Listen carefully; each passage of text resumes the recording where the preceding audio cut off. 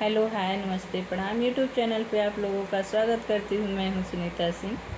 हाँ दोस्तों, आप लोग कैसे हैं? हमें उम्मीद है कि अच्छे होंगे, स्वस्थ होंगे, मस्त होंगे। इसी तरह अपना प्यार दुलार आशीर्वाद बनाए रखिए। और दोस्तों, आज एक हवन गीत लेके आए हैं, जैसा लगे कमेंट में ज़रूर बताइएगा।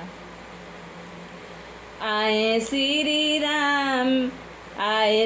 राम हो हवानिया में देर भयो। आए श्री राम हो हवानिया में देर भइल। आए श्री राम हो हवानिया में देर भइल।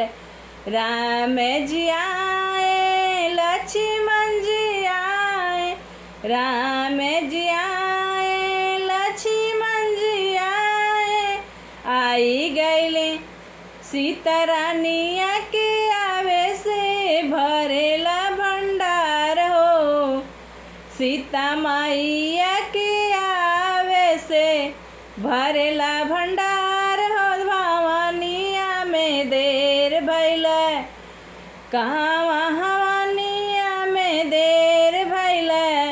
आए श्री राम हो हवानिया में देर भइल। ब्रह्मा जी आई गइल। ब्रह्मा जी आई गइल। विष्णु जी आई गइल। ब्रह्मा जी आई गइल। विष्णु जी आई गइल। लक्ष्मी के आवे से भरेला भंडार हो। लक्ष्मी के आवे से भरेला भंडार हो। हवानिया में देर भइल। आए श्री राम हो हवानिया में देर भइल। आए श्री राम हो हवानिया में देर भइल। शंकर जी आई गइल। शंकर जी आई गइल। गणेश जी आई गइल।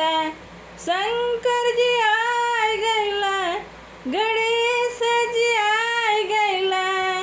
गौरा के आवे से भर भंडार हो। हवानिया में देर भइल।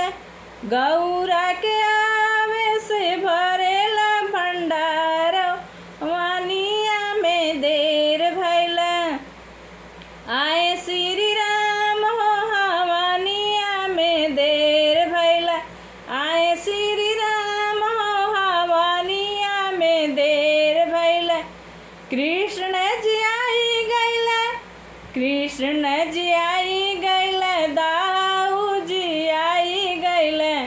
कृष्ण जी आई गइल। दाऊ जी आई गइल। राधा के आवे से भरे भंडार हो। हवानिया में देर भइल।